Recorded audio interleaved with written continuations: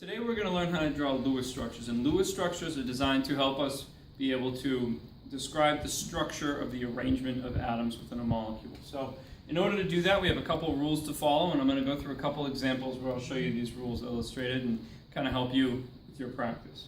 So the first thing you're going to do is write down the chemical symbols, and then you're going to draw lines to connect the atoms, and you're going to place the least electronegative element in the center when you're doing so, except for hydrogen. Hydrogen only wants to form one bond at all times, so it's never going to be in the middle. So with the first example, we have formaldehyde, which is CH2O for a chemical formula. It contains one carbon, one oxygen, and two hydrogen atoms. Since carbon's the least electronegative besides hydrogen, it's going to go in the middle. And so we're going to draw a bond to the other two elements present. So we have two bonds from the carbon to hydrogen and one bond to the oxygen. The next step is we're going to count up our total number of valence electrons. So carbon contributes 4 valence electrons. Each hydrogen contributes 1, since you have 2 of them. That's a total of 2. And oxygen contributes 6. So this molecule has a total of 12 valence electrons. Then what we're going to do is we're going to subtract the electrons used in the bonds. Now, each bond represents 2 electrons being shared between 2 atoms. So far, we have 3 bonds. That's 6 electrons that we've used up. So now we're down to 6. And then what we're going to do is we're going to use those 6 electrons to satisfy the octet rule for atoms on the perimeter. So hydrogen's already satisfied, only needs 2 electrons to complete its shell. It already has those in the bond. Oxygen needs 6 more. So we're going to add those 6 dots in pairs around the oxygen atom. Now, the octet rule for oxygen has been satisfied. We've used up all our electrons. Now what we're going to have to do in order to, and we don't have to do the step every time. The steps we've done so far you're going to do on every molecule.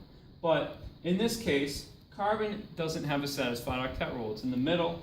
Hydrogen, as we said, is all set. Oxygen's all set. Carbon only has 6 electrons around it. So what we're going to have to do is take one of the unshared pairs that we have around oxygen and move that into a double bond between the carbon and the oxygen. Now, all of the atoms have their octet rule satisfied, and that would be the structure of formaldehyde, and you'd be done. Sometimes we're going to have to minimize formal charge, but in this case we don't really have too many electrons to move around. You don't have to worry about it. A more complicated molecule, or this is a polyatomic ion that you would have to draw, would be the sulfate ion. So sulfate contains 1 sulfur, 4 oxygens, and it has a -2 charge because it's picked up 2 electrons. So when we're drawing it, you're going to put sulfur, the less electronegative atom, in the middle, and you're going to have 4 oxygen atoms bonded to it. Now we got to count up the valence electrons. Sulfur contributes 6 electrons, so does oxygen. And then we have 4 oxygens, so that's 24. And then you have the fact that it's a -2 ion. Since it's gained those 2 electrons, we have to add those in as well. So we have a total of 32 valence electrons. Now we're going to subtract the ones in the bonds. So we have 8 electrons used up in the bonds, and we have 24 valence electrons remaining. Now what we're going to do is satisfy the octet rule on all the peripheral or perimeter atoms and the oxygens in pairs. So I put 6 dots around each of the oxygens, and that's going to use up all 24 of those valence electrons. So we have none left. And if you look at this molecule at first, you would say that this is good. We have every atom's octet rule is satisfied. But this isn't really how it would be, because each of these oxygen atoms has right now a -1 charge, and the sulfur would have a +2 formal charge.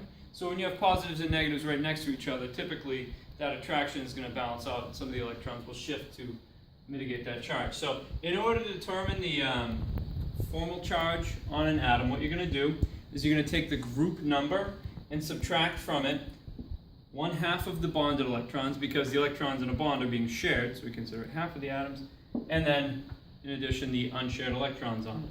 So for oxygen, the group number is 6.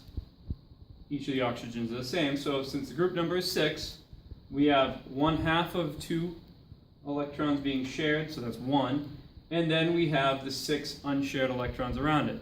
So 6 minus 7, oxygen would have a formal charge of -1 on all of them. And then the sulfur, the group number is also 6, but it only has the 4 bonds around it. So half of those 8 electrons would be 4. 6 minus 4 is positive 2.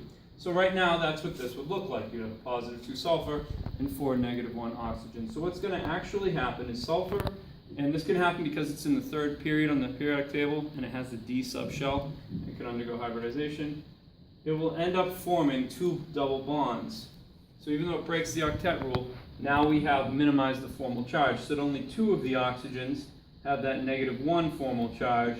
The sulfur has no formal charge, and then the oxygens have no formal charge as well.